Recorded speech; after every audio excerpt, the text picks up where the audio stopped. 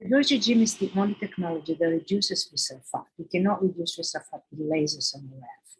And yes, you can go to the gym and work on your visceral fat, but if you're over 45 and you're overweight, it's extremely difficult to get to that level because your testosterone will increase because your cortisol increases because of the effort you're exerting during the exercise process.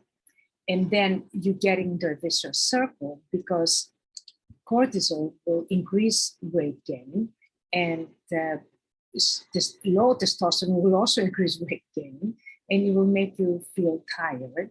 You will not have the energy to do the exercise. So virtual gym is a solution for people over 45 that have fatty liver. It balances hormones, it balances your appetite hormones, so your hunger is reduced. You don't have sweet cravings.